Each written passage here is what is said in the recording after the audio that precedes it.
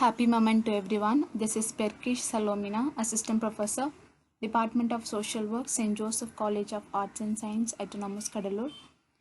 In this class, I'm going to explain about types of counseling. The different types in counseling as follows: directive counseling, non-directive counseling, and eclectic counseling. So this will be explained one by one. First, directive counseling. This counseling was developed by Williamson.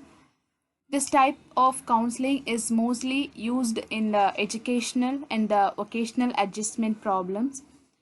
This approach is also known as counselor-centered approach.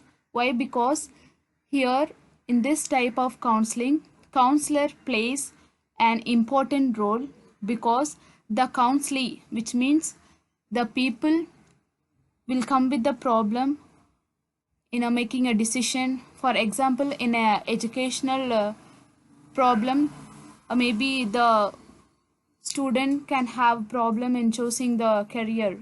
So in that kind of situation, the counselor has full potential to direct the counselee, which means the individual. So this is also called as or known as counselor centered approach. And here this kind of approach is most beyond with the intellectual aspect than the emotional aspect, because while directing the individual, as a counselor we have to have the better knowledge to guide the student in a correct path. So this kind of counseling needs very intellectual based aspect to lead the individual. And the next of counseling is non-directive counseling. Non-directive counseling was developed by Carl Rogers. So this type of counseling also called as client or person-centered counseling or Rogerian approach. This is also known as permissive counseling. So in this counseling, counselor encourage the individual to take their own decision, which means this type of counseling is client-centered counseling, because clients plays major role here. Just they will elaborate their problem, their emotional based problem, and so here the client given more important.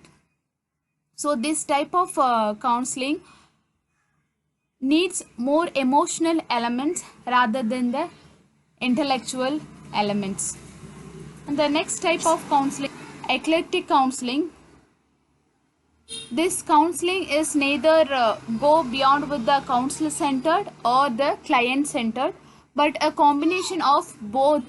Here the counselor will select the appropriate type of counseling to the person according to their problem, according to their need. This will be decided by the counselor.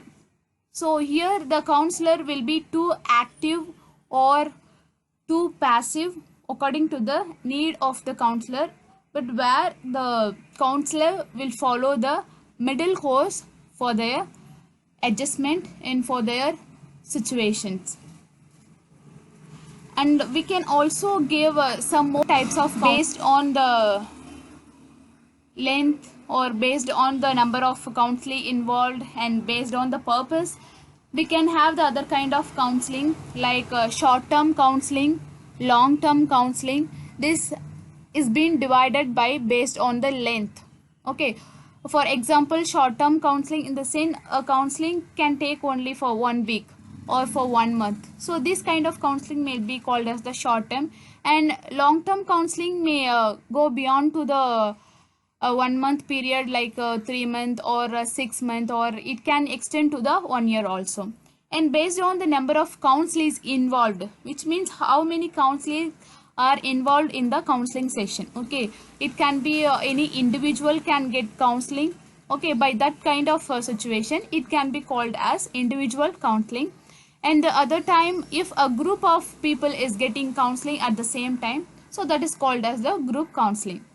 And the next type is based on the nature or based on the purpose counseling involved.